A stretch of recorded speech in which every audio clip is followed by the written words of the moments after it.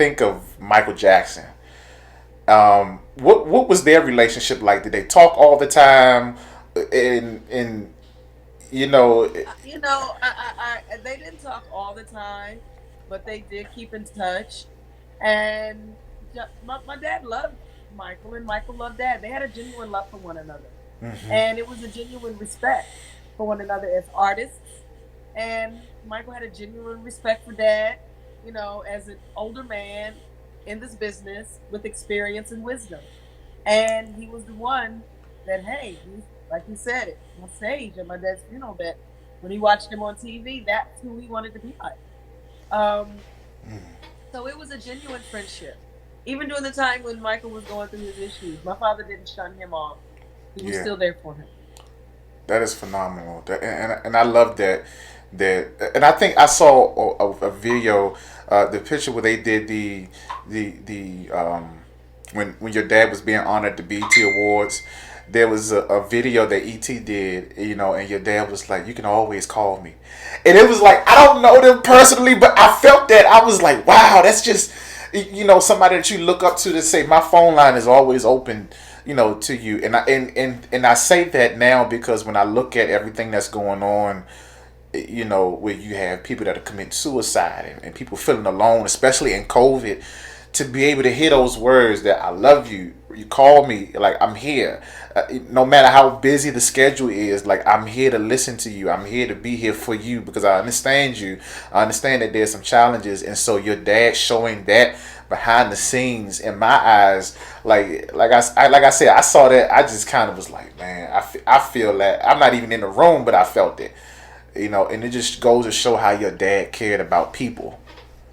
Right. Because he didn't have to say, hey, and Michael turned around and told Mr. Bobby, I need his phone number.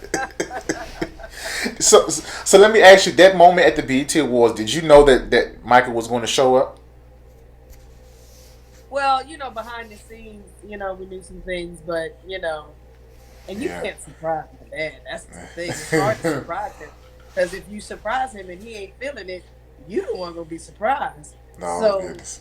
he kinda knew, but he wasn't sure, but he kinda knew, you know, Wow. but he wasn't sure. And He knew listen, something was gonna happen, but he wasn't quite sure with the range of what it was gonna be. what it was He going knew to they be. was cooking up some kind of surprise, but he didn't know it was actually gonna possibly be. Yeah, and listen, watching it over and over again, because like I one that watched it over and over again because it's like you see James Brown, you see Michael Jackson on one stage, and Michael had his own style of dancing, of course, with the pop locking and the moonwalk, but it was just in that one moment. He shimmies back a little bit, and then he take that little leg and do the James Brown, and it's like it was nothing but like this is my head nod to the person who was very influential in getting me started.